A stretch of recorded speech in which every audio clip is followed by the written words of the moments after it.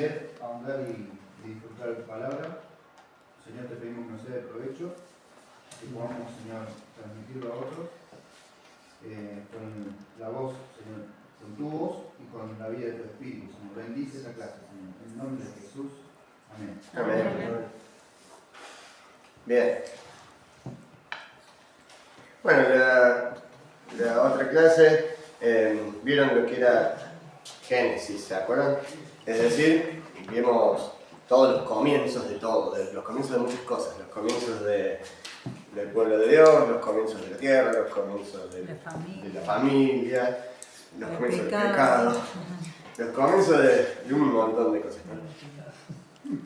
Cuestión que nos llegaron a dar la parte de José, pero recuerden rapidito, así muy rápido, José fue llevado cautivo a Egipto porque los hermanos lo vendieron, ¿cierto? Porque envidia, todo por supuesto en los planes de Dios. Y estaba todo esto tramado por el Señor porque yo me imagino que, por ejemplo, en una de esas si le preguntaban a José, ¿querés ir de misionero a Egipto? No, él le iba a decir, loco, ¿no? Pero es como que, claro, que tuvo que ir, ¿cierto? Y allá se dio cuenta de su llamado, un poco lo que hablamos la otra. Bueno, cuestión que una vez que estando allá el pueblo se empieza a multiplicar, después el pueblo se empieza a multiplicar en gran manera y empieza a haber millones de judíos, de hebreos, ¿cierto? Millones de hebreos que empezaron a asustar, digamos, al que era el gobierno egipcio.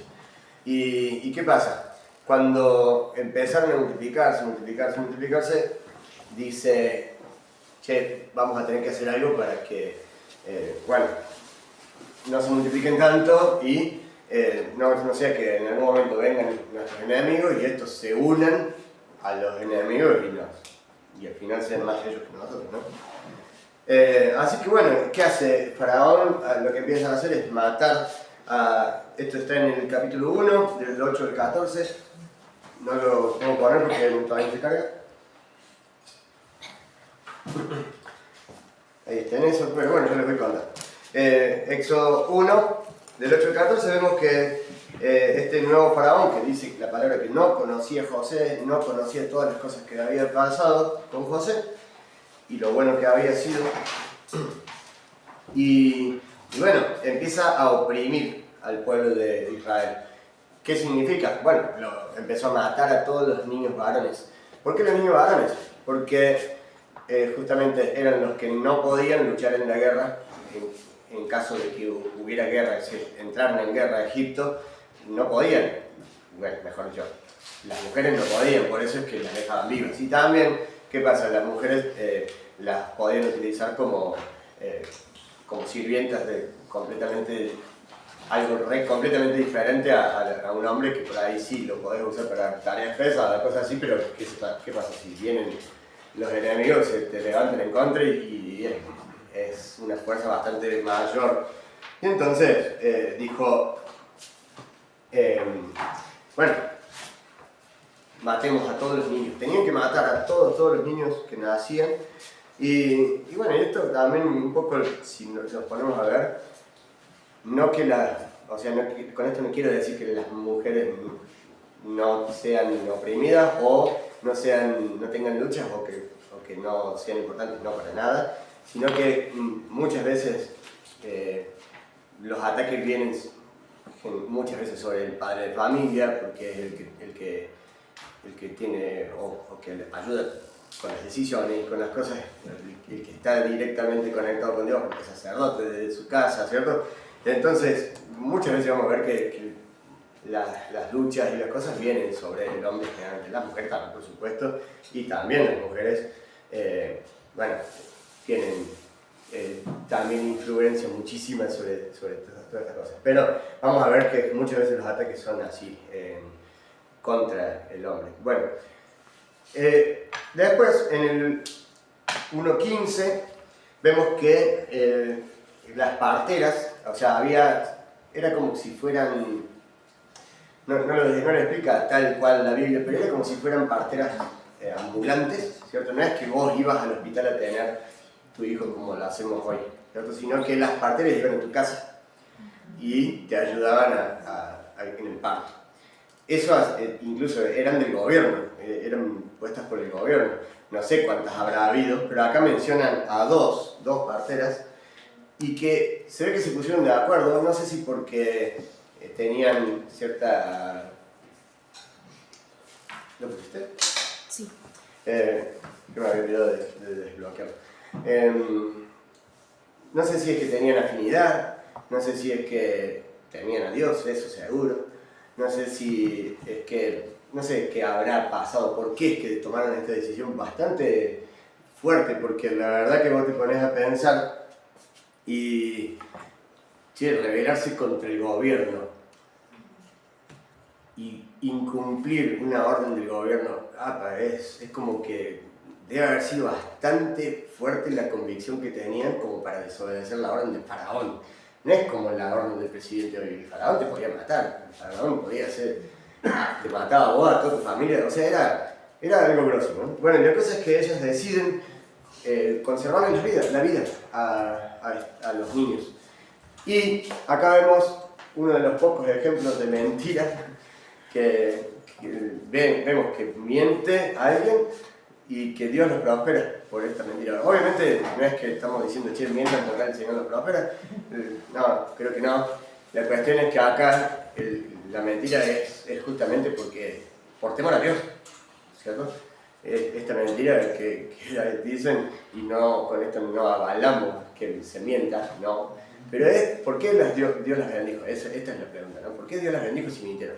Porque claro, ellas le creyeron a Dios y temieron a Dios, por eso es que prefirieron salvar a los niños y decirle al faraón algo diferente. Así que prefieren, como dice Pedro, es preferible obedecer a Dios antes que a los hombres, ¿cierto? Ahí en Hechos 3. Después, si saltamos al Éxodo 2, del 1 al 10, en medio de esto que justamente explicábamos el domingo, el sábado, en medio de este ambiente de muerte, de desesperación, habrá sido, imagínate que ¿cómo hacer para tener a tu hijo sin hacer ruido? Y que, claro, porque ¿cómo hacer para ocultarlo, no? Y si nacía, bueno, la cuestión es que Moisés nace, no sé si habrá sido que las parteras fueron las que lo salvaron a Moisés o que tuvieron el hijo en escondida, la verdad que no lo dice tal cual, pero lo que sí sabemos es que sus padres vieron a Moisés un niño precioso y dice que le quisieron salvar la vida, por supuesto, era su hijo, ¿cierto? Pero yo creo que además vieron gloria de Dios, vieron algo diferente, porque, repito de nuevo, no es cualquier cosita, sino más oponerse a las leyes del gobierno egipcio. Así que le salva la vida, ahí vemos que Moisés es encontrado por la hija del faraón, a Moisés lo cría su propia madre, bueno, esto creo que ya sabemos más o menos, no es cuestión de frenar tanto, sino de simplemente recordar. Vive 40 años en Egipto, después, porque prefiere la gloria de Cristo, dice ahí en Hebreos, prefiere la gloria de Dios y prefiere pertenecer al pueblo de Dios, entonces se va, ¿cierto? Se va y vive en Madián otros 40 años. Cuando estaba apacentando las ovejas de su suegro, Jetro tiene un encuentro con Dios, y acá esto es clave, ¿no? Tiene un encuentro con Dios. Ahí en este encuentro con Dios podemos ver en Éxodo 3, 1 al 6, que previo a esto el pueblo había clamado. Previo a esto el pueblo había dicho, a ver, voy a ver si lo encuentro. Acá está. Previo a esto el pueblo había dicho, Señor, ayúdanos, ¿cierto? Ayúdanos, porque necesitamos de vos. Previo al encuentro de Moisés con el Señor ahí en la zarza, bueno, vemos que el pueblo dice, Señor, ayúdanos. Y esto creo que es clave porque vamos a ver varios encuentros que justamente se reparten en todo Éxodo y creo que es importante destacarlo. Ahí Dios se presenta delante de Moisés y le dice, mira, he visto a mi pueblo que me ha pedido ayuda, están siendo oprimidos y yo te quiero mandar a vos. No, Señor, manda a otro. Y lo convence lo convence y lo manda, ¿cierto? De hecho, a que vaya a liberar, a su pueblo.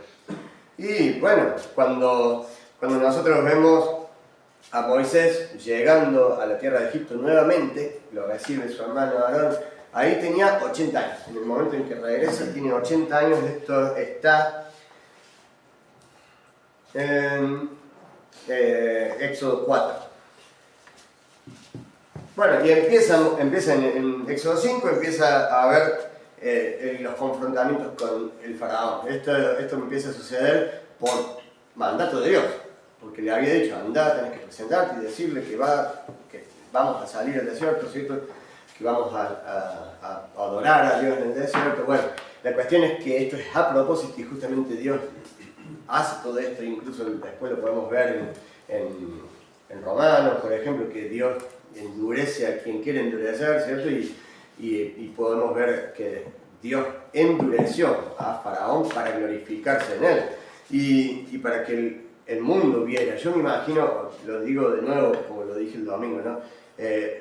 Faraón, dueño casi absoluto de todo el mundo, porque tenía su imperio era tan vasto, era impresionantemente grande. En ese momento era uno de los países y de los imperios más famosos. Era el imperio más famoso del mundo y que más poderío tenía. Y que pase esto que pasó, es noticia en todos lados, ¿no? O sea, imagínate que pase algo mínimo. Le roban la billetera a Trump, todo el mundo se entera, ¿cierto? Se tropezó Trump con un ratón que iba pasando en París y se enteró, hasta en la luna se enteró. ¿Cuánto más si se avergüenza el rey de ese lugar, si dejan devastado todo el país, si ocurren milagros y cosas impresionantes? ¿Saben cómo se corre esa noticia? Bueno, eso es lo que Dios realmente hizo y lo que realmente Dios quería. De que el nombre de Dios fue glorificado a través de Faraón y justamente por eso endureció su corazón, dice ahí la palabra, ¿no? Después, bueno, empieza a haber estas idas y vueltas, empieza a haber promesa de liberación. Ahí justamente cuando después de hablar con Faraón, Moisés va y le dice, mira, estuve con Dios en el desierto y Dios vino a liberarnos, quiere sacarnos de este lugar. Ahí está la promesa de liberación, ahí está la promesa de que van a salir de ese lugar, se ponen contentos, etc. Y empieza a haber las plagas. Empieza a haber plagas, empieza a haber cosas que al principio pueden como imitar, que pueden asimilar, digamos, ellos, ¿cierto? Los magos hacen cosas parecidas y bueno, y a veces también lo vemos en el mundo espiritual, ¿no? Qué parecido, y nos engaña, justamente la otra vez veíamos, ¿no? Qué fácil que es engañar a una persona que no está atenta, que no está conectada con el Señor. Es facilísimo engañar. Cuando estamos conectados, cuando estamos bien atentos, no nos pueden engañar. Bueno, y la cuestión es que, claro, empieza a haber milagros, empieza a haber estos prodigios, estas cosas tremendas, poderosas, se convierte el río en sangre, empiezan a salir ranas, empiezan a salir los mosquitos, las úlceras, las tinieblas, todas estas plagas, que son en total 10, con la última, que es la muerte de los primogénitos. ¿Por qué 10? Tiene mucho simbolismo el libro de Éxodo. ¡Ay, me quemé! ¿Quieres agua? Gracias. Pero, Aguas calientes. creo caliente. Gracias.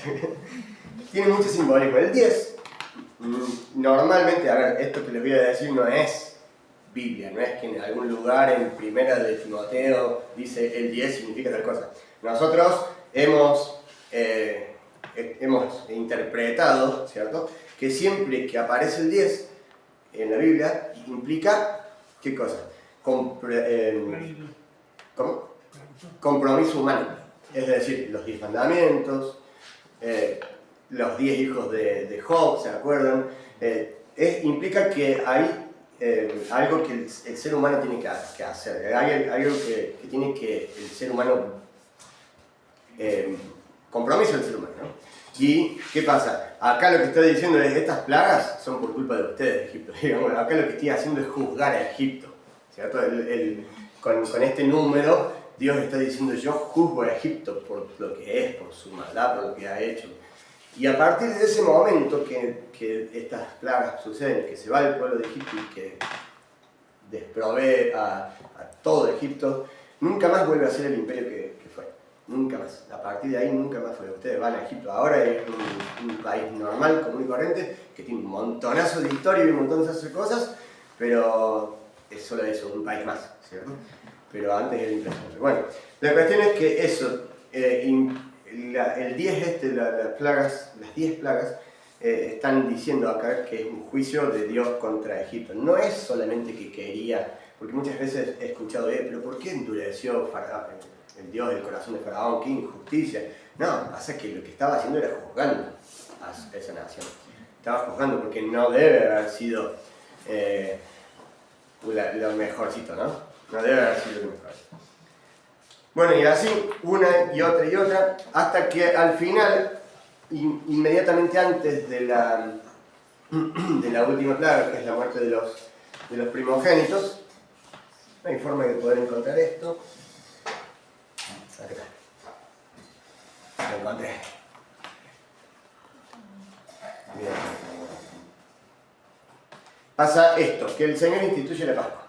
Otro simbolismo más, porque el Señor le dice, a ver, bueno, voy a mandar una última plaga en la que el ángel de Jehová, el ángel del Señor, va a venir y va a matar a todos los primogénitos, tanto de bestias como de seres humanos, tanto del que se sienta en el trono del faraón como el que el más pobre de todos, digamos, ¿cierto? Parafraseando eso. Y bueno, ¿qué pasa aquí? Lo que está haciendo el Señor es anunciando la salvación. Porque fíjense lo que tenían que hacer. La Pascua hacía, en resumidas cuentas, tenían que matar un cordero que fuera perfecto. Tenían que sacar la sangre, esa sangre tenía que pintar los dinteles de las puertas. Cuando el ángel pasara por esa puerta, se iba a fijar en la sangre, iba a pasar por alto. Justamente la palabra Pascua es Pascal, bueno, después lo escribo, es con X, ¿cierto? P-A-X-A, y significa pasar por alto. Pasar por alto. Así que el ángel veía que había sangre en el dintel y esa casa no la pasaba, la ignoraba, seguía la siguiente. O sea que si uno no pintaba, moría un hijo de un... Y si no lo pintaban, que justamente el pueblo de Egipto no pintó, porque algunos parece que algunos se ve que hicieron caso, algunos dicen que creyeron, pero la mayoría de los egipcios, y no sé si algún judío no lo habrá hecho, la verdad que no me acuerdo si lo dice la Biblia o no, pero creo que no, pero lo que sí sabemos es que dintel que no veía pintado, ahí había por lo menos un muerto. Y encima dice, no había casa en la que no hubiera por lo menos un muerto. O sea que podría haber más. Por ahí capaz que no tendría hijos, pero si el padre es el primogénito, Claro. ahí es padre. No, y aparte de las bestias, imagínate, se murió el perro más grande, la vaca más grande, todo. Una de las cosas que también que me olvidé de mencionar es que todas las plagas apuntan y juzgan a dioses egipcios. Por ejemplo, las ranas. Ellos tienen un dios, el dios rana, que bueno, al cual adoraban. También adoraban el río, también adoraban a las cosechas, también, bueno, todas las cosas que ellos adoraban, Dios mandaba plagas sobre esas cosas. otra cosa más que nos indica que eran un juicio sobre esos dioses, ¿no? Era un juicio sobre los dioses y era demostrar también el poderío de Dios, que era mucho más grande que los dioses del mundo, porque acordémonos que Egipto en la Biblia es símbolo del mundo, así que Dios es más grande que el mundo, Dios es más grande que cualquier dios, entre comillas, del mundo. Y que también el Señor va a juzgar todas esas cosas, ¿no? Bueno, instituye la Pascua, que es esto que les decía, el ángel pasa y pasa por alto las que estaban pintadas y había un muerto en el que no estaba pintada con sangre. Pero bueno, si nosotros nos ponemos a ver, en realidad es un anuncio de lo que iba a pasar después, ¿no? Y es lo que pasó justamente 1400 años después, una Pascua parecida, en la que Jesús es muerto de la misma forma y que por su sangre el Señor pasa por alto nuestros pecados, ¿cierto? Y ese cordero que murió no era un corderito lanudito, era Jesús, pero era perfecto y era sin ninguna tacha, sin ningún defecto. Así que era exactamente como un pantallazo, ¿cierto? Era una precuela de lo que iba a pasar 1400 años después. Me parece que son más años. Pero no, 1400 es en la época de los jueces, así que debe ser más o menos 1800 años, 2000 o 1800 años, 1800 creo. Bueno, la cuestión es que salen gloriosos de ese lugar, salen con todas las ganas, salen con toda la fuerza, incluso los desposeen de todo porque les sacan plata, les sacan oro, les sacan todas las cosas valiosas y bueno, el país queda pobre, queda completamente pobre y es tremendo cómo vemos esto, ¿no? Yo creo que cuando el Señor trae libertad, el mundo queda en ruina, o sea, en nuestro mundo, ¿no? Cuando el Señor trae libertad, el mundo no pasa nada, ¿cierto? Y incluso en el último intento que quiera, también incluso ahí va a perder, porque después vemos que llegan a la parte en que salen de Egipto, que esto es Éxodo 12. Éxodo 13, el Señor les recuerda nuevamente que los quiere liberar, que los quiere sacar, que no se olviden de lo que Dios hizo, les manda a que les recuerden y que les muestren a los hijos con esta misma fiesta, ¿cierto? En Éxodo 13 también vemos la columna de nube y de fuego, cómo los protege, cómo empieza ahí en ese momento a protegerlos del Señor del frío extremo del desierto y del calor extremo del día, en la noche y en el día. Y en el 14 vemos que el pueblo tiene miedo porque el faraón dice, ¿cómo puede ser que dejamos ir a nuestra mano de obra, ¿no? ¿Cómo puede ser que dejamos escapar a esta gente que era la que realmente les daba la riqueza que tenían, porque necesitaban mano de obra, ¿no? Y bueno, salen de nuevo, los encuentran ahí en el desierto, pero Dios toda esa noche dice que los guardó con la columna de fuego, no se acercó en ningún momento y con tinieblas, dice que había tinieblas tan densas que no se acercaron en ningún momento unos a los otros.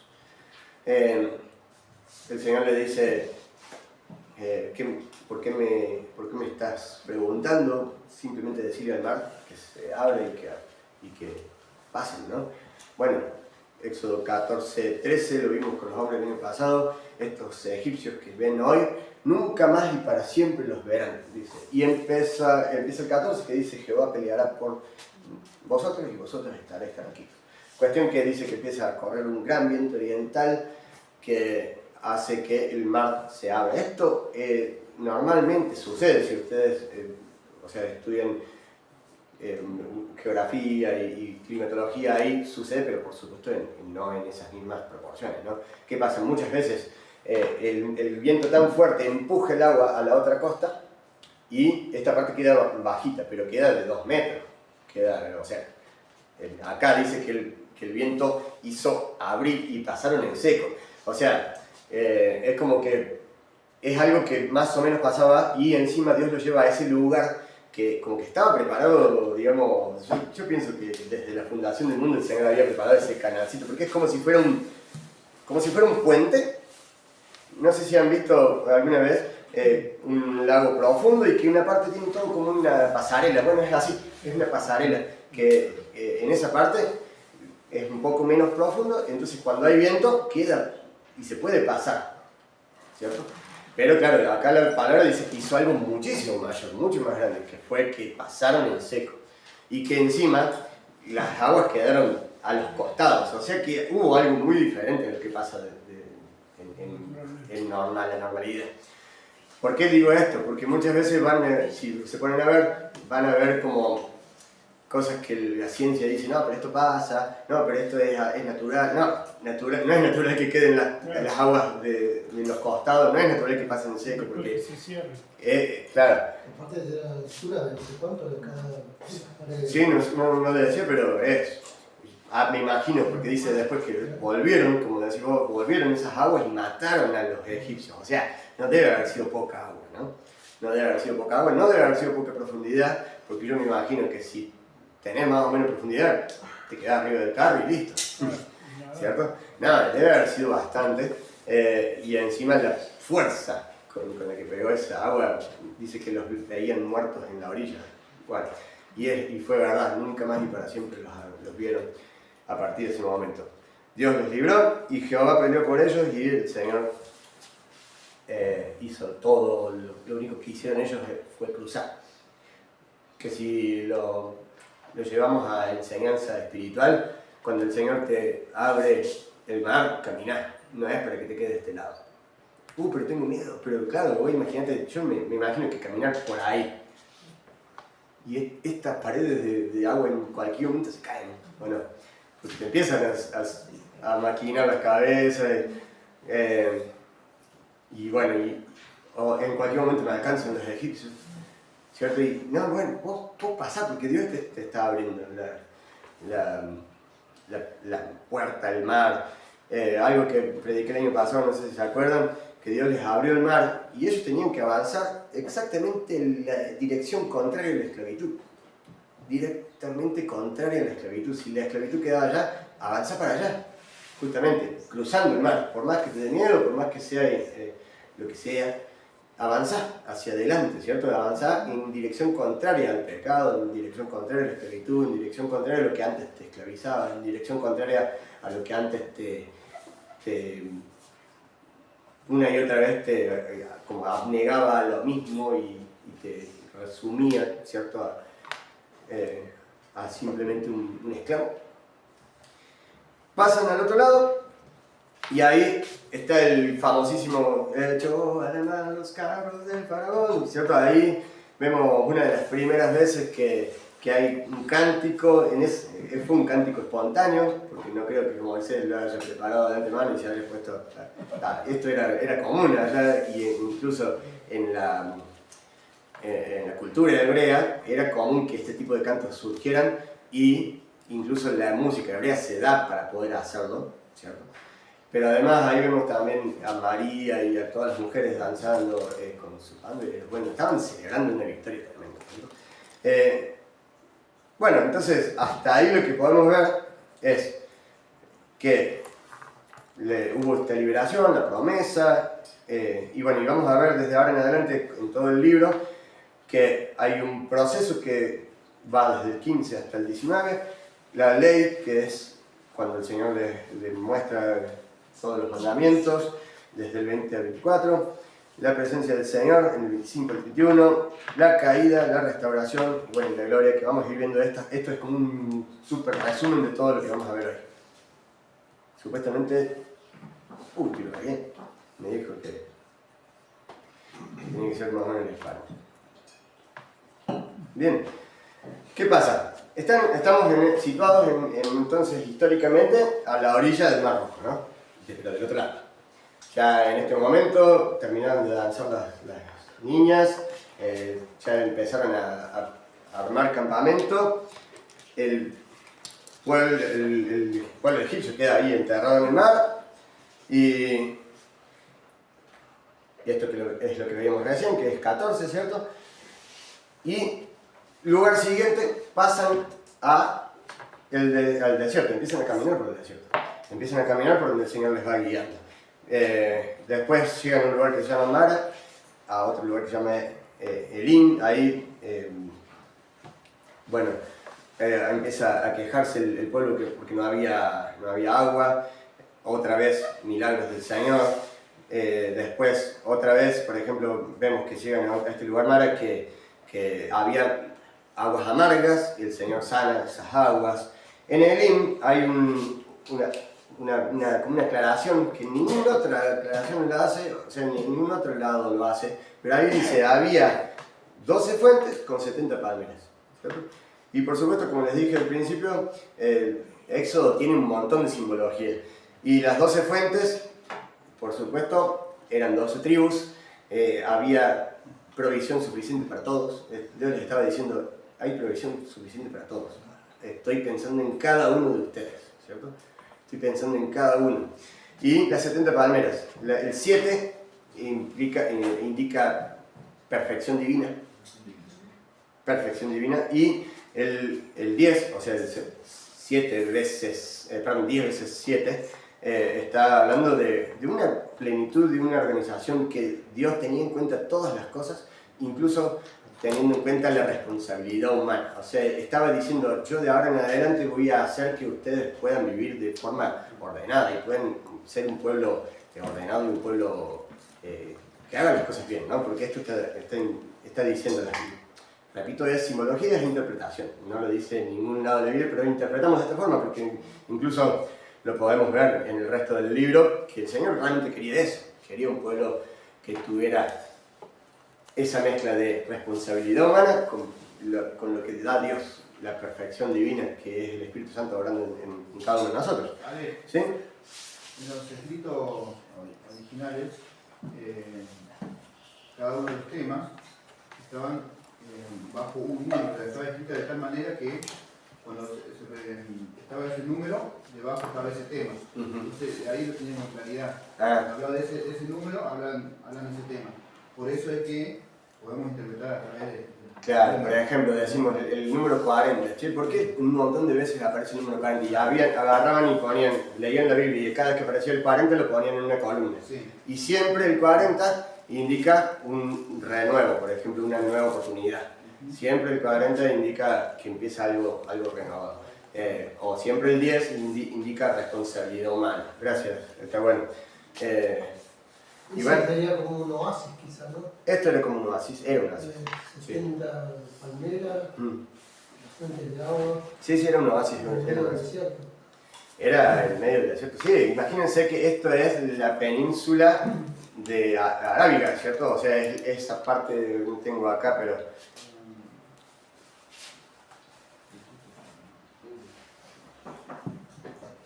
cierto que anda lento esto. Anda como yo cuando tengo sueño.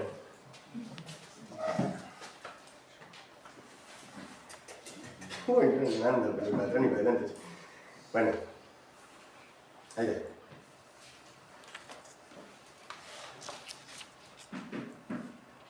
Vamos a ir dejando que se cargue.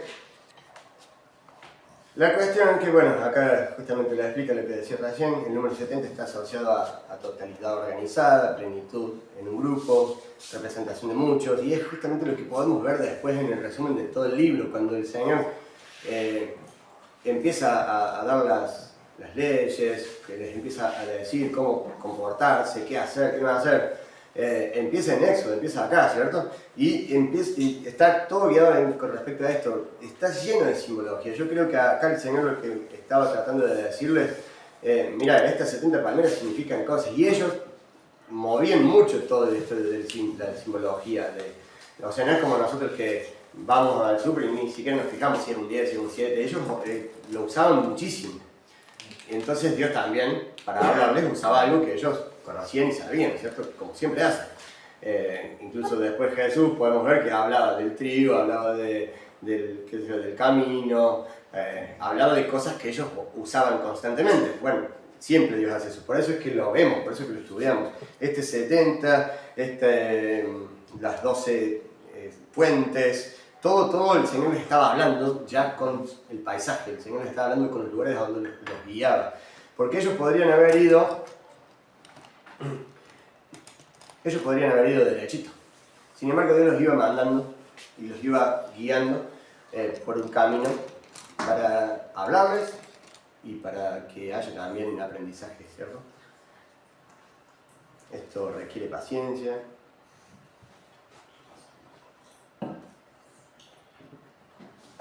Bueno, mientras seguimos hablando, se carga.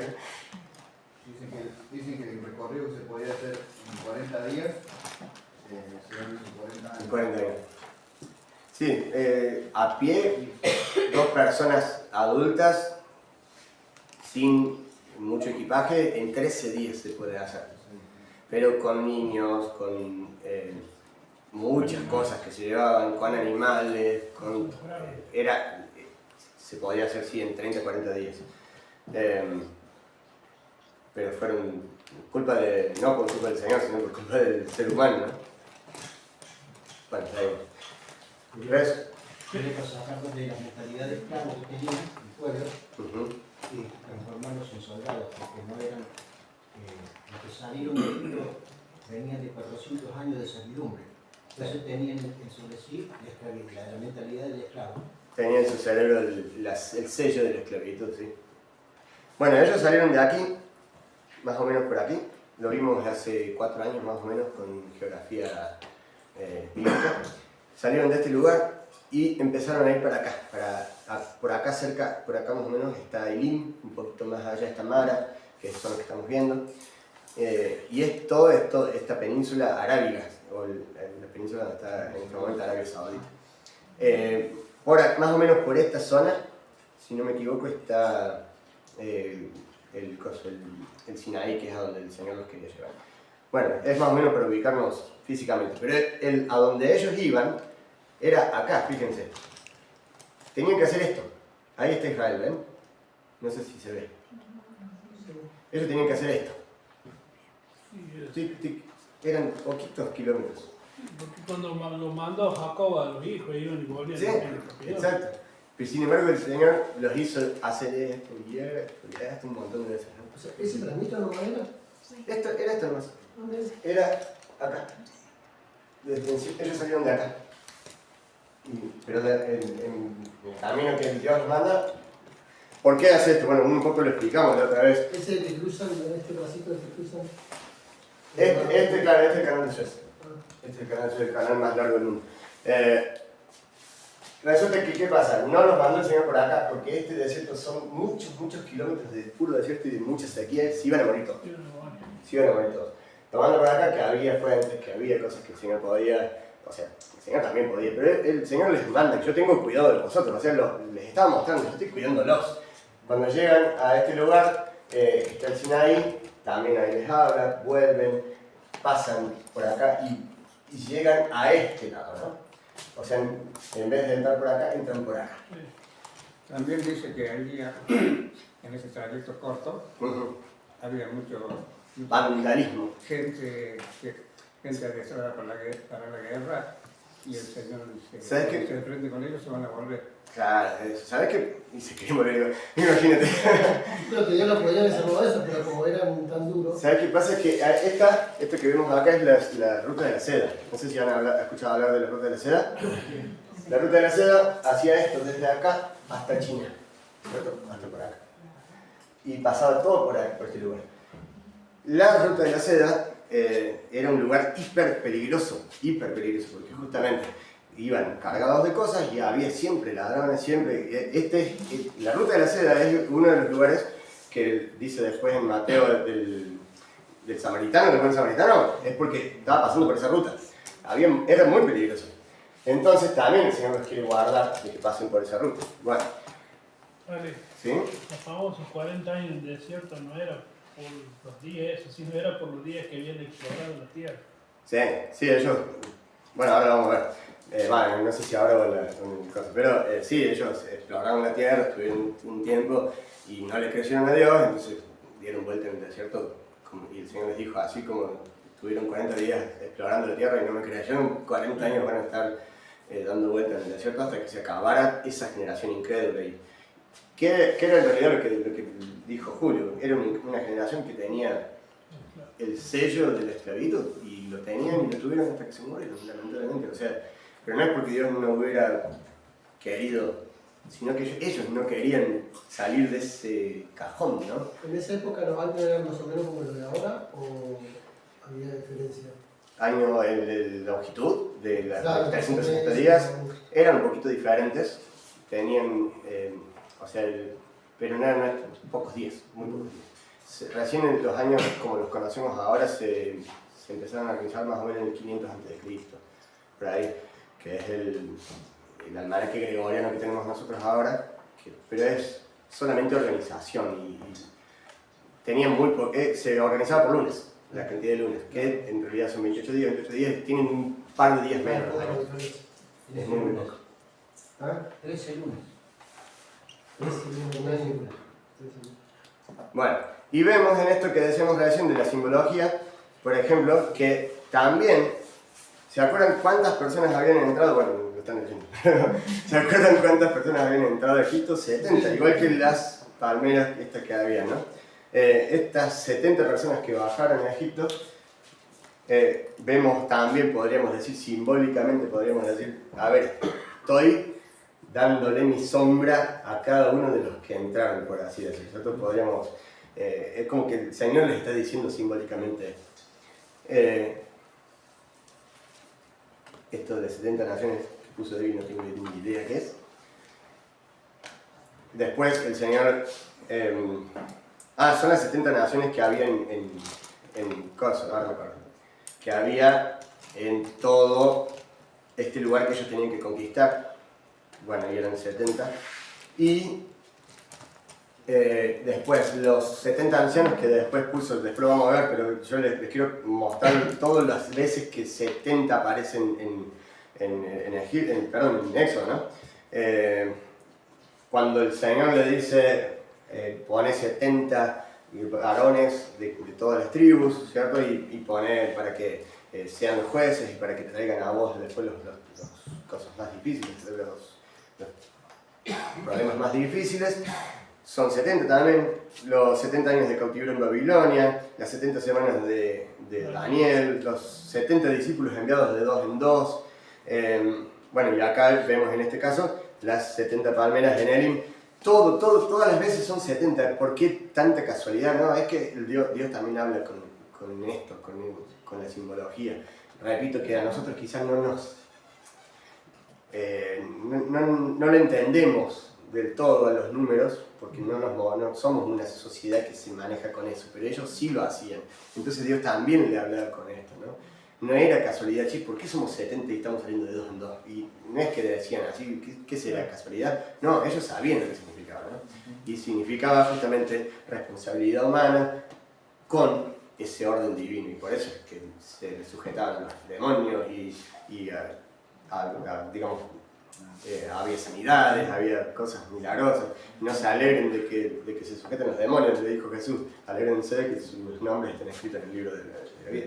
Ahí. Me preguntan cuántas veces tenía que preguntar, 7, no, 70 veces 70. No está ahí, mira. Bien. Bueno, en el capítulo 16 ¿Podés seguir usando la numerología?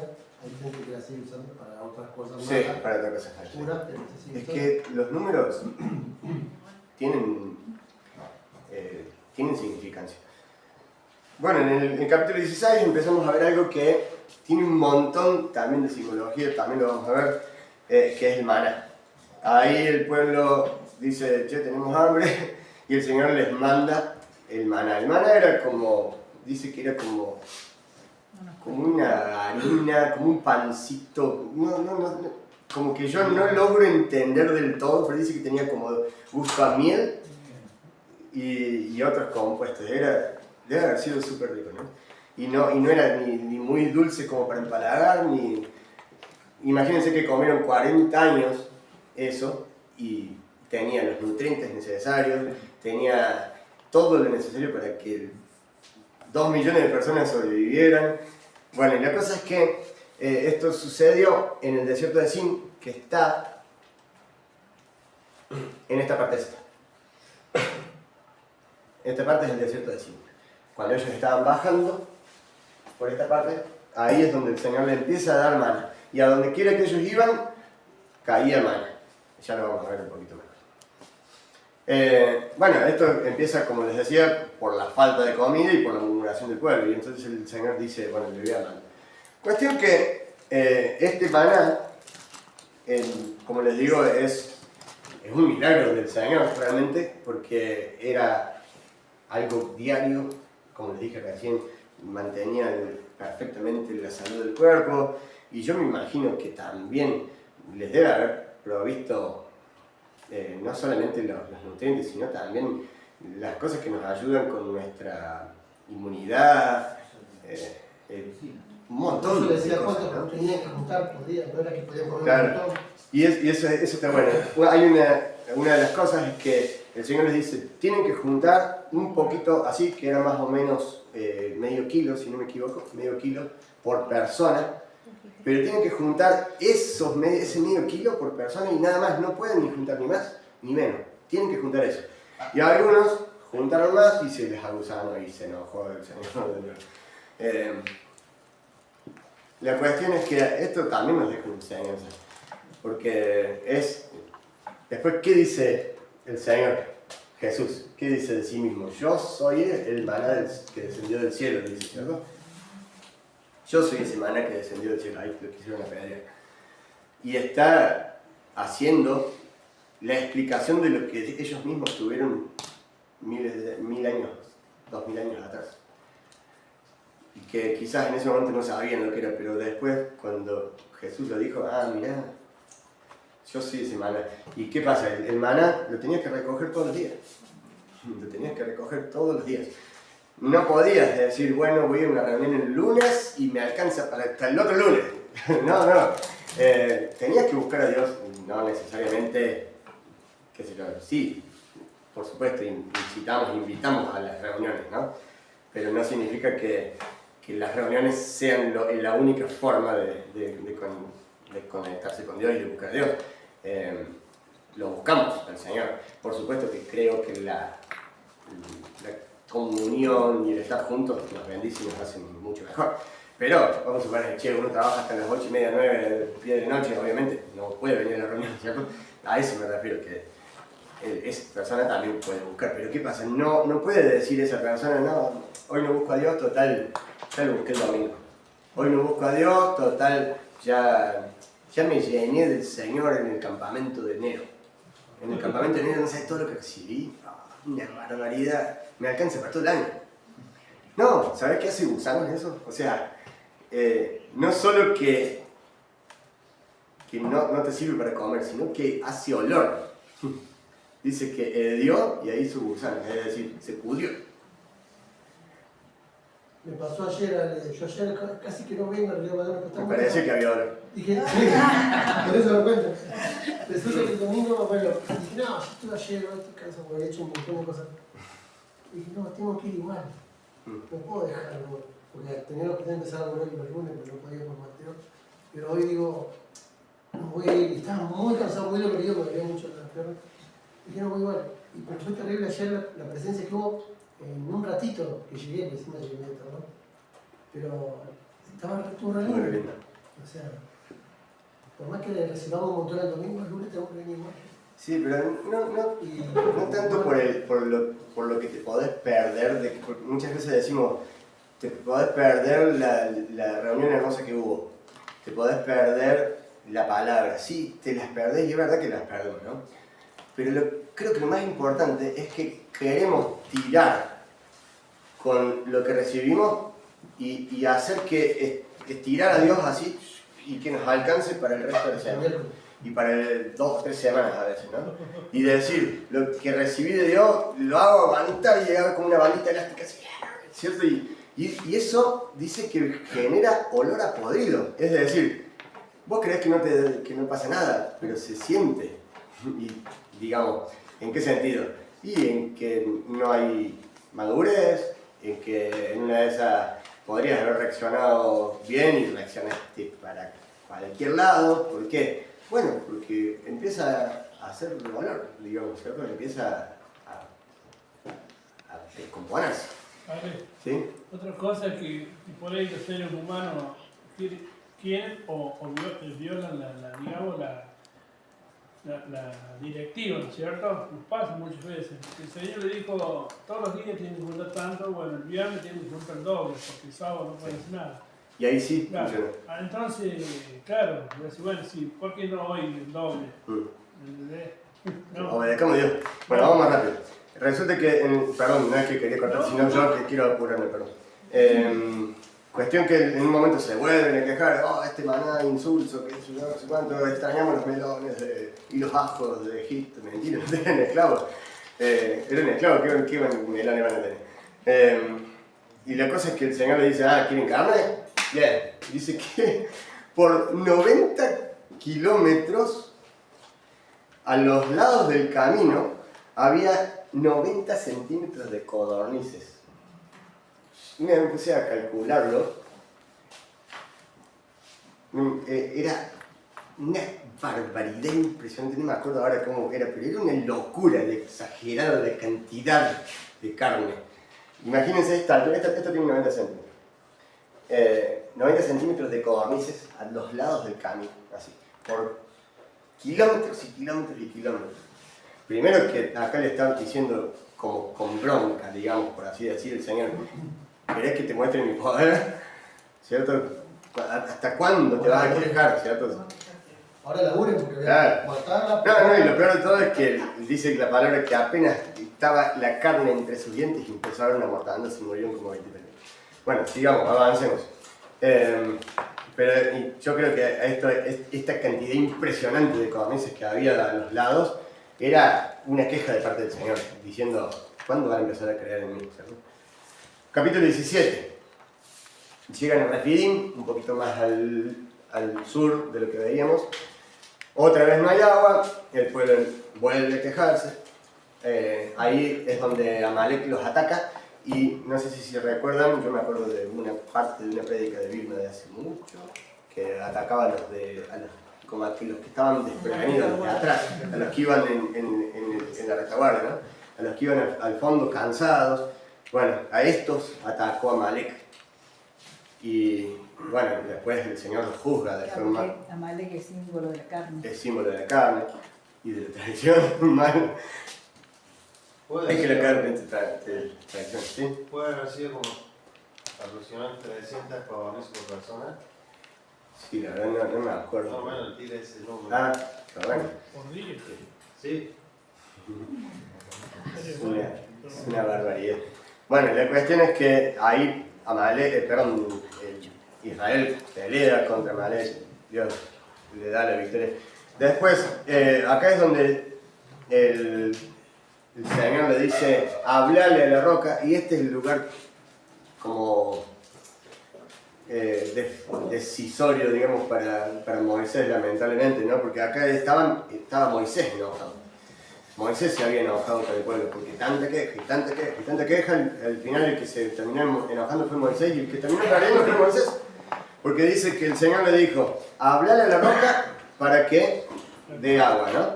Y llega al lugar, a esa roca, y le dice algo al pueblo que el Señor no les había mandado. Dice, ¿hasta cuándo les daremos como, hasta cuándo les vamos a proveer, pueblo de rebelde? Le dice él, ¿cierto? Estaba enojado. Y golpea la piedra. Y dice, cuando la golpeó por segunda vez, o sea que la primera no funcionó, pero el Señor le había dicho que le hable, ¿no? A partir de ahí, cuando el Señor igual fue fiel, igual hizo, y hizo salir agua, pero después agarró y les dijo, por cuanto no me creyeron, no van a entrar a la tierra. O sea, ahí lo que estaba diciendo es, a ver, no me creyeron a mí, que yo soy el que tiene bajo control todas las cosas, ¿no? ¿Puedo decir algo? Digo. Me hace acordar esto de que la primera vez tuvo que golpear la roca, ¿no? Que a veces copiamos experiencia y pensamos que si no es igual que la primera vez, no está, Es la verdad. no está bien. Y por supuesto Dios también... dice de otra forma. Sí, es como Dios dice. También otra de las cosas que vemos que como simbología Cristo es la roca, ¿cierto? De Él salen las aguas de Él. Y podemos ver también incluso en Efesios 5 cómo el Señor compara el Señor a través de Pablo, compara la palabra con el agua. Y justamente es decir, Señor, dame palabra, dame la palabra que necesito, deja hablarle a la roca, ¿no? La victoria depende de cuánto dependemos del Señor. Capítulo 18.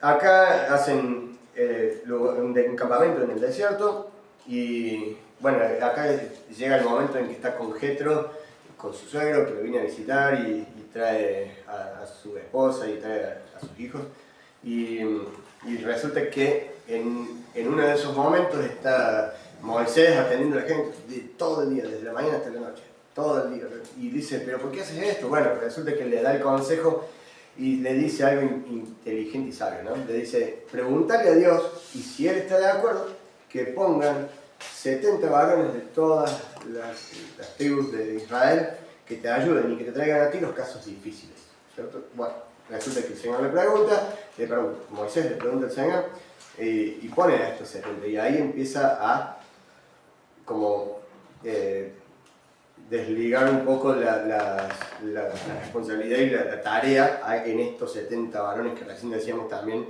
que al ser 70 están diciendo, a ver, hay orden divino, pero también hay responsabilidad humana.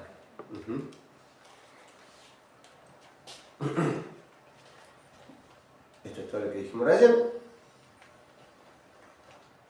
Capítulo 19. Llegan al monte Sinaí.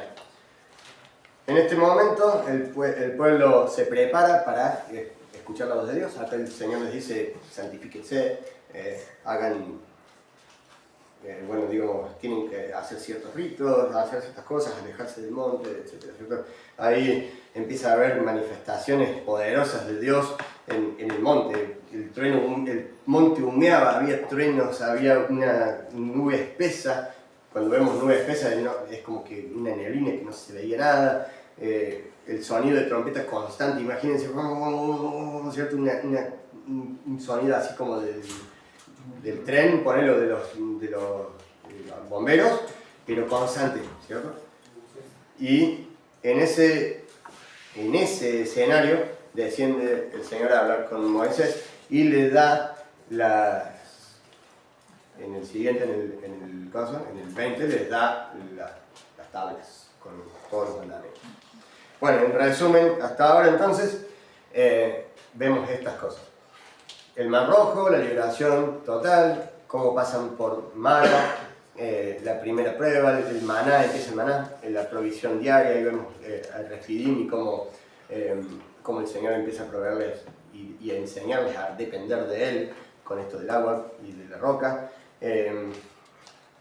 La organización, el orden, el Sinaí, el encuentro con Dios. ¿Se acuerdan que una de las cosas que habíamos dicho que en el capítulo 3, algo importante era que el Señor salió al encuentro de Moisés, tuvo un encuentro y ahí empezó todo el viaje, ¿cierto?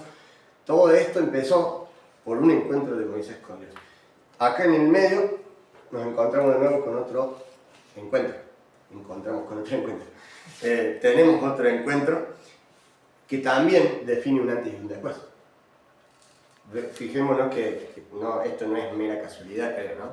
No es mera casualidad que justamente los encuentros con Dios produzcan bisagras históricas, es decir, cambios, que la historia venía de una forma y empezó a ser de otra, porque los encuentros con Dios hacen eso, ¿cierto?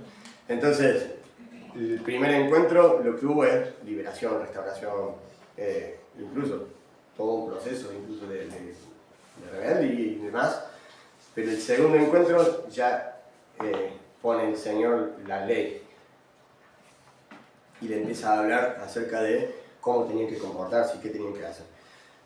Así que el encuentro de Dios define, cada vez que tenía encuentro con Dios definía cómo seguía la historia, el Señor definía la historia, ¿no? Así que vemos en este capítulo 20, los 10 mandamientos del 1 al 17, Dios establece cómo se tienen que comportar, qué cosas tenían que hacer y no hacer. En el 20:18 al 21 vemos el temor del pueblo y cómo ellos dicen, es como que hicieron un paso para atrás y le dijo a Moisés, no, que hable el Señor con vos y que vos decimos a nosotros lo que tenemos que hacer, ¿no? Yo me imagino a Dios otra vez diciendo, no, entonces yo quería hablar con ellos. Y bueno, incluso les dice, bueno, sí, tienen razón, mejor que hablen con vos porque en cualquier momento los destruyo, dice. Pero yo creo que el Señor originalmente quería hablar con todo el pueblo, ¿no? Incluso lo dice en Deuteronomio. Ahí le da el Señor en el 21 al 23, le da leyes cívicas, leyes morales, cosas que tenían que hacer durante la travesía del desierto, pero también cuando se asentaran.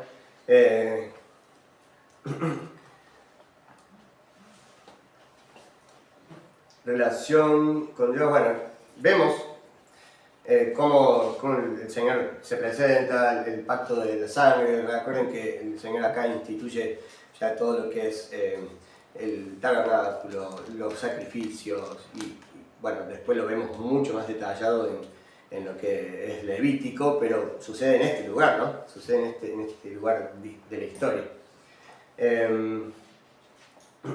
Seguimos un poquito más. El Moisés sube al monte Sinaí. Ahí tiene ese encuentro que decíamos recién. Y bueno, hay algo que también vemos, que cuando él baja la primera vez, el pueblo había hecho como esta ofrenda voluntaria, ¿no? El pueblo había hecho este becerro. ¿Por qué becerro? ¿Por qué había hecho un becerro y no un, no sé, otra cosa? Bueno, resulta que este becerro era un dios de los pueblos que estaban cerca, ¿no? Era como decir, nosotros tenemos tales cosas, bueno, no, pero yo quiero ser igual que México. Quiero tener el mismo dios que México. Bueno, ellos hicieron esto justamente porque querían cambiar de Dios, digamos. En realidad le querían dar forma, porque fíjense lo que dice, y el primer mandamiento dice, no te harás imagen delante de Dios, ¿no? De nada en la tierra, ni de bestias, ni de nada. Y es el primer mandamiento. Y ellos lo que dicen cuando hicieron el becerro, dicen, estos son los dioses que te sacaron de la tierra de Egipto.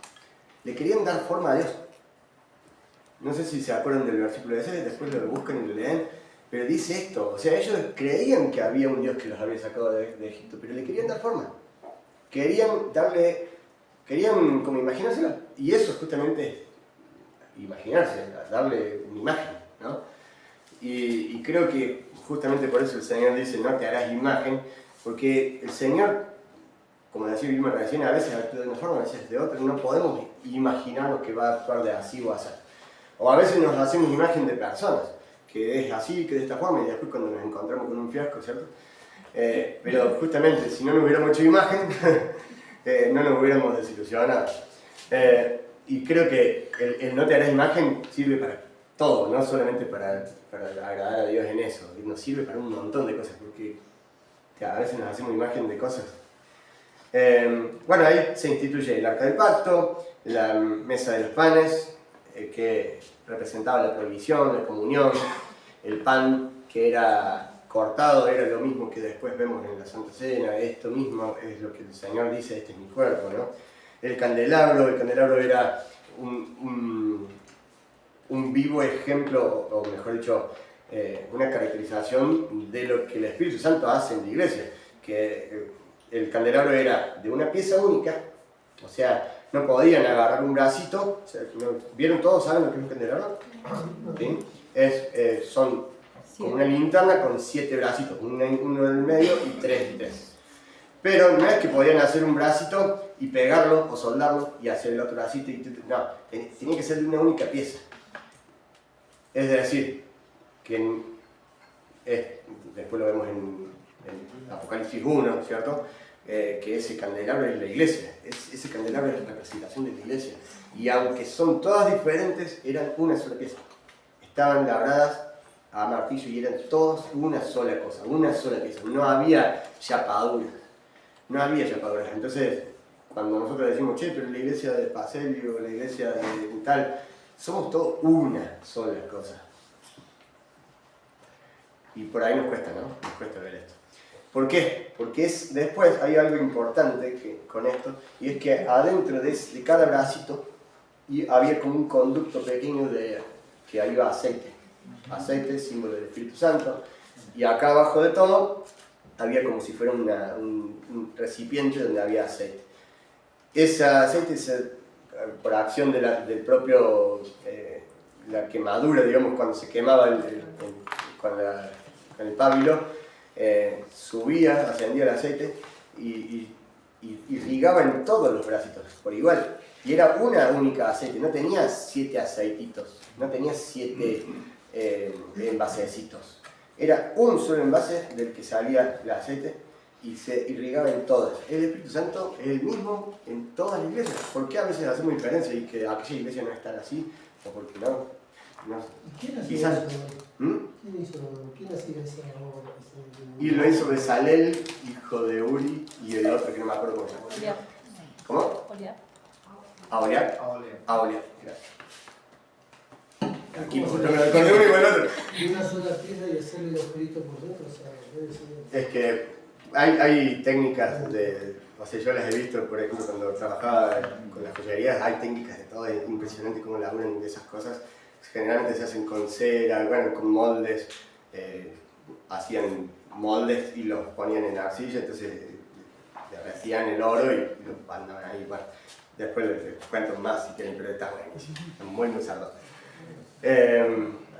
Y bueno, este candelabro es símbolo, una vez más, de la iglesia, símbolo de que el Espíritu Santo se mueve en todo. Pero esta iglesia no me gusta tanto, mirá las costumbres que tiene esta iglesia, mirá cómo dicen mucho amén o cómo no sé qué, el otro día que decíamos, ¿te acuerdas? ¿Se acuerdan cuando vino la otra iglesia? ¿Por qué dicen tanto amén? Dicen los hombres. Sí, está bien, pero es el mismo Espíritu Santo que nos irriga a todos. Es el mismo Espíritu Santo que drena por cada una de las iglesias. Y aunque sean diferentes, es el mismo Espíritu Santo, es la misma obra, el mismo candelabro, es una sola pieza. Una sola pieza. Y como era de oro, implica pureza. ¿Cierto? La iglesia, pureza. Es un poco distante de la realidad, pero en realidad, si vos te pones a ver, Cristo, Dios nos ve así, Dios nos ve puros, por más que tengamos defectos. Obviamente quiere que crezcamos, ¿cierto? A perfección y que seamos hasta la estatura de la plenitud de Cristo, sí, por supuesto. Pero si nosotros nos vemos humanamente, somos unos vándalos, o sea, todos tenemos errores, todos nos equivocamos un montón, todos nos mandamos una y otra. Pues decir, qué perfecta, qué oro, esto es fundición de cobre, ¿qué es? Sí, es cualquier cosa esto, no, pero sabes que Cristo te ve perfecto. Y yo creo que es esto también la simbología, que Cristo nos ve perfectos por la obra de Cristo. Dios nos ve una obra terminada, pero también nos ve, porque lo vemos cuando, ¿se acuerdan cuando, seguramente lo van a ver creo que la próxima, ¿se acuerdan cuando viene el profeta el de la burra, Balaam, ¿cierto? Y dice, el otro, el rey, le dice, maldecime a este pueblo, y él se fija en el pueblo y Dios le dice, estos benditos de Jehová. El Señor le dicta y el Señor le dice, preciosos son a mis ojos. Y capítulo anterior se habían mandado la peor, ¿se acuerdan? Bueno, y capítulo después con Balaam le dice que son preciosos. ¿Pero por qué? Porque nos ve una obra terminada, pero también nos ve a través del sacrificio de Cristo, nos ve a través de la sangre de Cristo, nos ve a través de la sangre de ese corderito y pasa por alto esas cosas. ¿Por qué? Porque sabe que también esto es una obra perfecta que el Señor hace con el tiempo. El tabernáculo, por supuesto, un montón de simbología, ya la vamos a ver después, no vamos a detenernos, pero un montón. Cada basa, cada columna, cada cortina, cada colorcito, cada hilo tenía un significado, porque cada uno tenía un material, un color, una textura, todo tiene significado, simbología. Es tremendo cuando te pones a ver, cada base era de plata, cada una de las cosas, bueno, representaban una y otra cosa de la vida espiritual del cristiano, ¿no? Todo el tabernáculo era la vida del cristiano. La presencia de Dios, ahí en el centro, alrededor los sacrificios, un poco más afuera el patio, los atrios, pero está mostrando cómo la vida del cristiano tiene que ser así, a Dios en el centro, que tiene que haber sacrificios, tiene que haber, el darle a Dios lo que es de Él, también está el patio en donde podrían estar el resto, ¿cierto?, de las personas. Bueno, todo esto, el velo, el altar de bronce, el atrio, todo tenía un significado. El velo, obviamente, la separación que había en ese momento entre Dios y los hombres. El altar de bronce es el sacrificio por el pecado, que había un acceso limitado, las vestiduras sacerdotales, representación del pueblo, pero también santidad. El Urim y el Turim eran unas herramientas que usaban para poder ver lo que el Señor les decía, ¿no? Y a través de esto conseguían justamente que el Señor les hablara a través de dirección divina. Bueno, la consagración sacerdotal, esto está en el 28, en el 29, en el 30 vemos el altar del incienso. Acá hay algo que me gusta mucho. Este incienso que hacían, yo lo tengo anotado en el curso de alabanza. El incienso y este perfume que hacían, dice que tenía que ser único. Y el Señor les había dado la materias primas y las dosis específicas para hacer el coso. Y dice, cualquiera que copiara este perfume y se hiciera uno parecido, sea muerto. Y yo me pongo a pensar, ¿cierto?, que esto es adoración, porque netamente es adoración. El perfume se quemaba en adoración al Señor. Y si quiero hacer algo parecido, pero para otra cosa, ya se ve. Con fines de lucro, por ejemplo. Con fines de lucro, con fines egoístas, claro, o para conseguir atención. exactamente. Pero no lo hacía cualquiera tampoco. No lo hacía, pero se podía saber, o sea. Uy. Yo tengo que comprar una compra.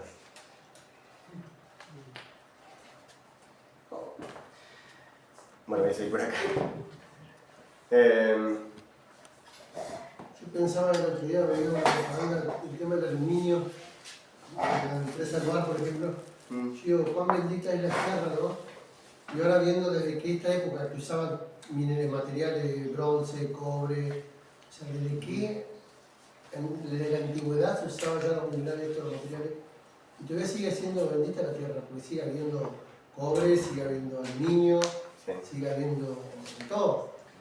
El aluminio es el material más abundante de toda la tierra, no se sabía. El aluminio es el metal más abundante de toda la tierra. Y siguen sacando, que sigue habiendo, es increíble, ¿no? Sí. Bueno, estamos todos lados. Éxodo 1, la verdad. Yo le digo a Hubo sacerdotes que ofrecían, bueno, no era otra cosa, ¿no? Pero fue extraño. Sí. Levítico 10. Sí. Nada había bien. Así le fue. Eran cosas, o sea, supuestamente iba a ser el oficio, pero hicieron el procedimiento como ellos quisieron y la mezcla del fuego como ellos quisieron. Bueno, seguimos mientras se carga esto. Después estaba una fuente de bronce que ahí tenía espejos y ellos podían verse, digamos, podían ver la suciedad en forma simbólica también, porque no es que se podían ver la suciedad, pero es como que podían ver hasta el rincón más difícil de vernos. Yo no me puedo ver la espalda, pero con los espejitos sí se podía, digamos. Y es como que esto también, ¿cierto? Esta fuente de bronce con agua indicaba esto, que el Señor también quiere limpieza profunda, digamos, no una partecita así, lo que vos ves y el resto, como hacía mi tío, se lavaba el pelo y listo, para que pareciera que estuviera bañado.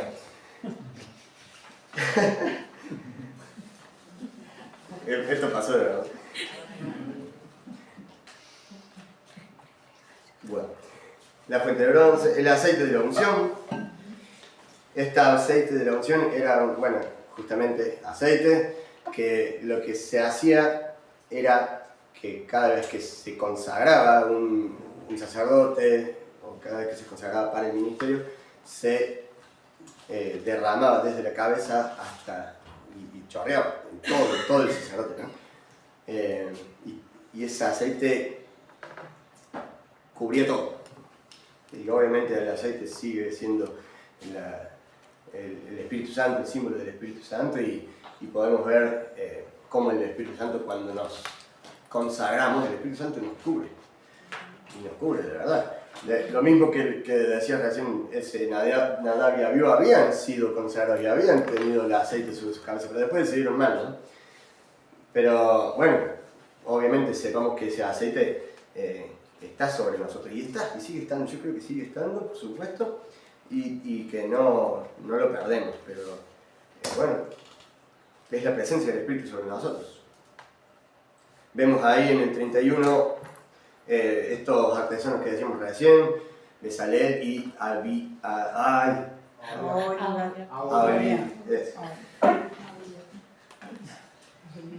Entonces, estos artesanos llenos del Espíritu Santo, porque dice que eran,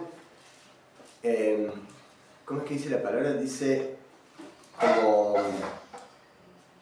aptos para toda obra de detalle, ¿no?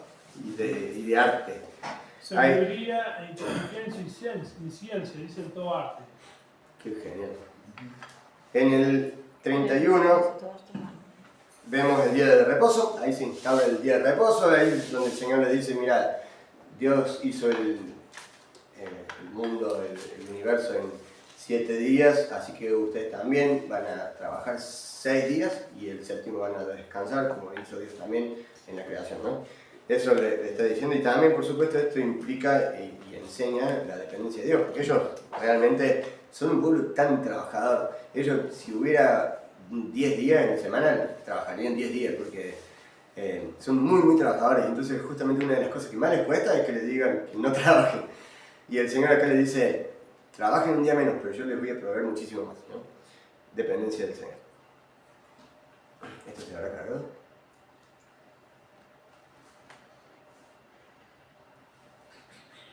Acá.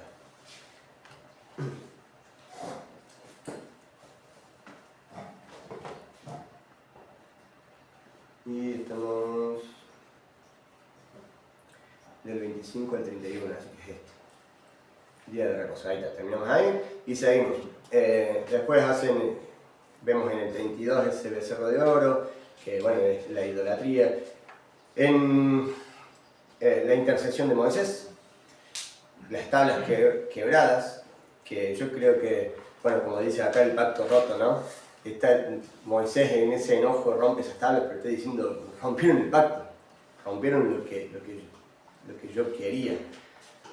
Y aún así, una vez más, el Señor intercede, porque ahí es donde el Señor le dice, hacete a un lado, Moisés, que los voy a matar a todos y voy a hacer un pueblo a partir de tus hijos. No, Señor, no los mates, mira que este pueblo es pueblo tuyo, vos lo sacaste. Bueno, ahí intercede Moisés por ellos. El juicio, se volvieron amargas esas aguas, dice que Dios no va con ellos, ahí se hace esta tienda de reunión. Bueno, Moisés pide ver la gloria del Señor, sube de nuevo al monte, pero ahí le pide al Señor, muéstrame tu gloria, ¿no? Y ahí sale la canción esta, muéstrame tu gloria, Señor, y yo me imagino, siempre me imagino esto, porque dice que la apariencia de Dios era como llama de fuego, ¿no? Ahí lo dice en el 33. La apariencia de Dios es como llama de fuego. ¿Qué forma tiene la llama de fuego? Nunca es igual, nunca es igual. Cuando estaban allá en el desierto, que recién veíamos, todavía está en el desierto, pero cuando lo que vimos recién, ¿qué otra forma tenía? De nube. No hay una nube igual a otra. Y no tiene una forma. Nosotros la dibujamos con formita de nubecita así, pero en realidad las nubes no tienen forma. Tienen forma de nube, no tienen forma. Justamente eso es lo que estamos tratando de mostrar a Dios. Dios a nosotros, ¿no? Tiene forma de columna de fuego, de nube. Acá la apariencia de Dios es de fuego consumidor, dice ahí en el 33. ¿Qué está diciendo? Yo no tengo una forma, no se hagan imagen de mí, una vez más, ¿no? No se hagan una imagen de mí, no tengo una forma, no, porque si te haces forma te entras en religiosidad y en rutina, en que siempre lo hacemos así. Y me acuerdo una vez, dije, che, hace muchísimo, el director de alabanza que estaba en ese momento, le digo, che, ¿por qué no empezamos con la adoración o con canciones más lentas? No, es que hay que empezar siempre con alabanza. Y bueno, no lo pude convencer, pero claro, esas cosas que por ahí nosotros encajamos la obra de Dios en cierta forma y de cierta forma, y que nosotros siempre tiene que ser así, porque, y yo creo que es lo peor que podemos hacer, ¿no? Porque encajar a Dios en un tarrito de azafrán. La salsa ardiente tampoco era. También. Era otro fondo. Y ahí baja el Moisés después del segundo encuentro, también lo podemos ver justamente después de haberse encontrado con la gloria de Dios, después de el Señor haberle concedido este capricho, ¿cierto? Mostrarme tu gloria y mostrar sus espaldas, podemos ver que cuando baja Moisés, él no se daba cuenta, tenía el rostro resplandeciente y su rostro brillaba por la causa de la gloria de Dios, ¿no? Hay algo que pareciera como que le estuviera criticando Pablo en Colosenses 1:16, dice, creo que es 16, dice, Moisés se cubría con el velo para que el pueblo no se asustara, pero nosotros estamos a cara descubierta y le decimos al pueblo y le decimos a la gente la palabra tal como es, dice ahí en Colosenses 1, ¿no? Y lo que pasaba acá era, claro, el pueblo no quería saber nada, eso es lo que pasaba. Y no es que Pablo está criticando a Moisés, lo que está diciendo acá es, ustedes están queriendo saber y ver la gloria de Dios, pero el pueblo allá no. Y está bueno que queramos verlo, ¿no? Y está bueno que justamente no ocultemos nada. Y incluso dice ahí en el mismo Colosenses, dice, y ese velo lo tienen todavía puesto. No sé si se acuerdan, lo vamos a buscar.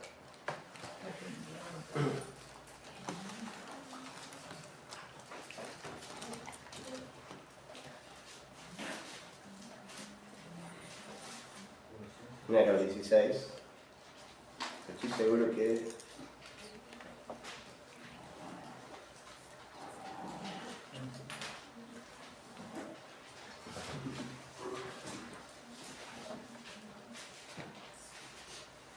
Bueno.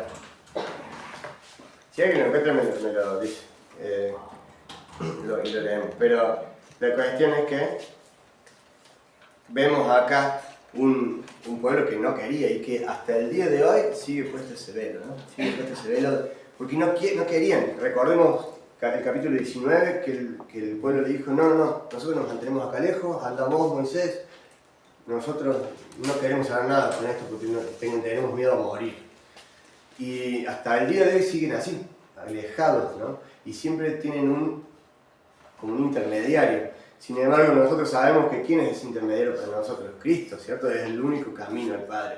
Yo soy el camino, la verdad y la vida, y nadie va al Padre sino por mí, dice. Entonces, es tremendo cómo se diferencia, y ahí es donde se diferencia, ¿cierto?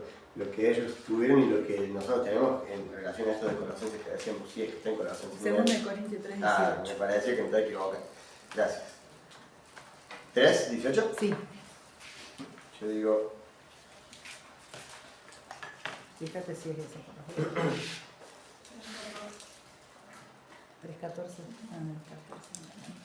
Pero el entendimiento de ellos se embotó hasta el día de hoy.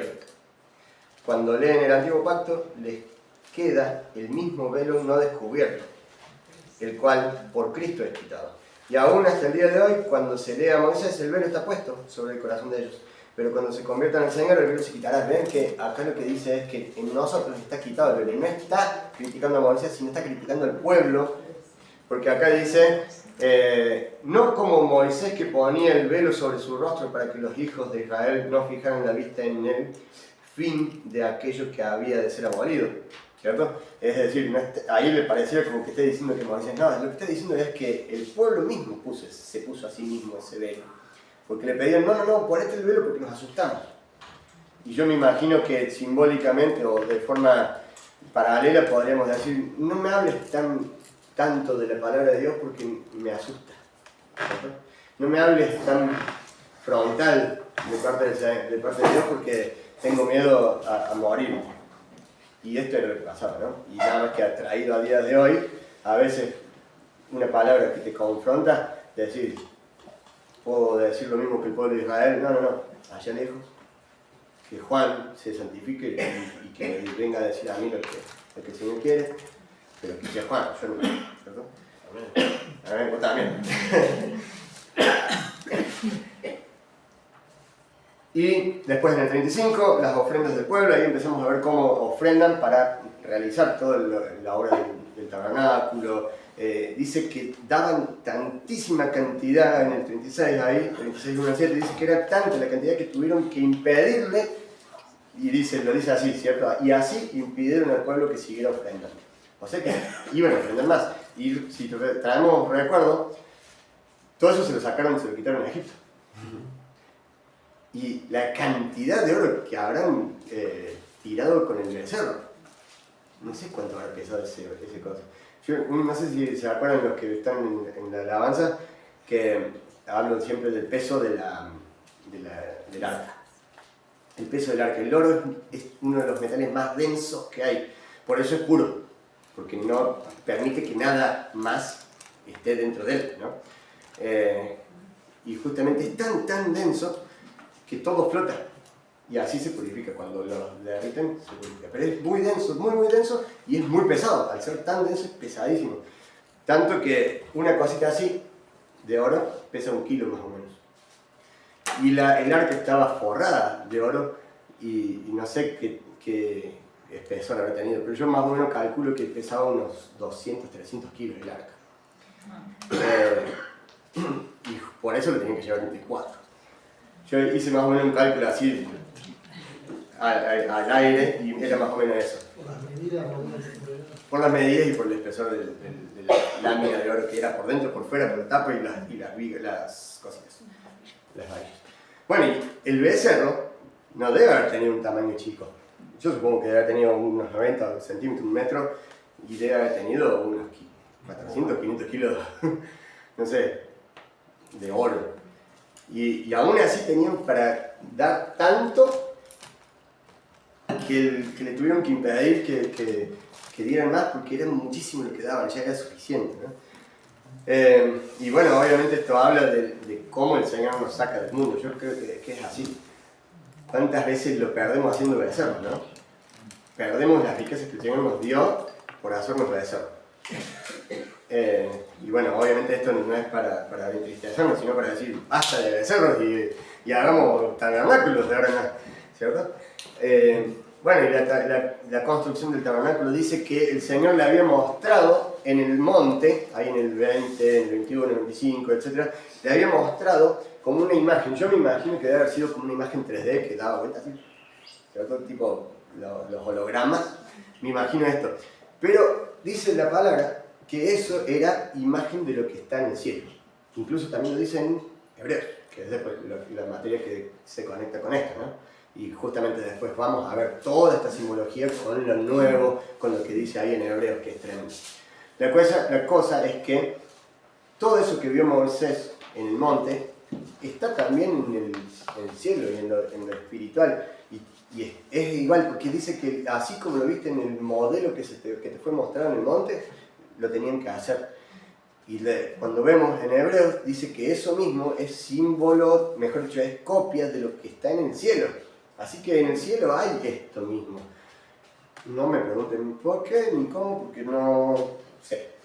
Así que, pero lo que sí sé es que todo lo que vivimos y todo lo que hacemos y todo lo que tenían y lo que hacían era copia, no símbolo, copia de lo que veían, ¿no? Bueno, yo me imagino la capacidad descriptiva de Moisés y también la comunión con el Señor que habrán tenido esos artistas, esos artesanos, para decir, che, hicieron la obra tal como Moisés la había visto, porque incluso lo dice así, ¿no? Lo dice ahí en el 39, dice que quedó todo terminado y la fidelidad de lo que habían hecho, aún en los detalles, era tal cual lo que Dios le había mostrado en el monte. Incluso cómo se ellos lo querían. Ellos no lo veían. Claro, y no lo veían, no lo habían visto ellos. Claro. Moisés se lo tuvo que transmitir, que también es otra enseñanza, ¿cierto? Otra cosa que podemos sacar de lo espiritual también. Bueno, después, una vez que arman en el 40 el tabernáculo, Dios llena ese lugar con la gloria, con su gloria. Y con la nube dice que desciende y llena todo ese lugar, es espectacular. Esto mismo lo podemos ver en varios lugares en la palabra. El siguiente lugar que vemos que pasa esto era con Salomón, después también se llena de la nube de uno de los reyes, no me acuerdo de cuál, y así en varias ocasiones la nube desciende, la nube de la gloria de Dios desciende del lugar que habían consagrado, ¿no?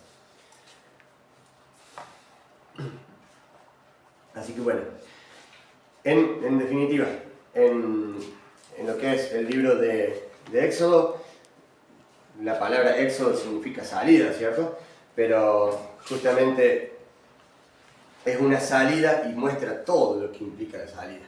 La salida física, es decir, salieron caminando de ahí, ¿no? Pero también la salida de esto que decía Julio, de cambiarles la mentalidad de esclavitud, y empieza a poner las leyes para que cambien esto, empieza a darles leyes cívicas para que también cambien su accionar, empieza a cambiar también sus fiestas y a darles las fiestas que tenían que tener para que tengan lo que el Señor quería y que festejen estas cosas que el Señor les había dado. Bueno, es toda una salida, ¿no? No es solamente el caminito y la cruce del Mar Rojo, es todo lo que implica salida, todo. ¿Pasa? Vemos que en esto también hay un montón de idas y vueltas, en esto también hay un montón de quejas, como de querer volverse, de recaídas, le podríamos decir en el PPA, recaídas, pero yo creo que, si bien creo que no está bien la rebeldía, pero creo que es normal que cuando estamos saliendo de un lugar hay como cimbronazos, hay como eso, que se mueve el avispero, o que el ejército del faraón que me vino a buscar porque se dio cuenta de lo que estaba perdiendo. Hay estas cosas, ¿no? Cuando salimos de un ambiente de esclavitud, de muerte. Y algo que justamente decía el domingo el otro día, es que Moisés había nacido en este ambiente, y digo, nacer en este ambiente, en ese momento pareciera como que fuera motivo de queja o motivo de decir, ¿por qué me pasa esto? ¿Por qué vengo a nacer en este momento, en este lugar? Pero cuando vos ves el final y todo lo que pasó, claro, con razón nació ahí, ¿cierto? Si Moisés hubiera nacido 100 años antes, no era nadie, era uno más, ¿cierto? Pero nació en el momento que tenía que nacer, y ese momento era complicado. Pero justamente por eso, y bueno, hace rato que como que veo que el Señor, esto es algo mío que estoy diciendo ahora, pero porque lo vengo viendo hace un tiempo. El Señor nos quiere sacar acá es más libertad. El Señor nos está sacando en libertad, ¿no?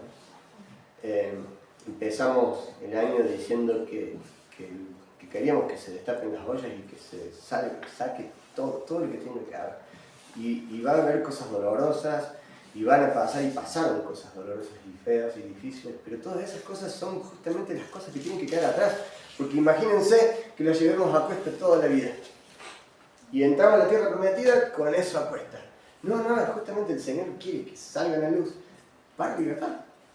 Entonces, en primer lugar, si nos damos cuenta que hay cosas, primero las dejamos, ¿cierto? Las dejamos ahí en el desierto que mueran. Por eso es que estuvieron 40 años en el desierto, para que se murieran todos esos que no tenían que estar, ¿cierto? Por supuesto, traído al día de hoy, costumbres, pensamientos, de esclavitud, un montón de cosas. Pero cuando el Señor nos quiere sacar, justamente creo que empiezan a saltar estas cosas. Una de las puertas que explicamos en el proyecto es la puerta del desierto. La puerta del desierto es la que, bueno, nosotros la aplicamos de esta forma, es la que te saca lo peor de vos. El desierto te saca lo peor de vos. Y el desierto saca todo lo que vos nunca pensaste que tenías.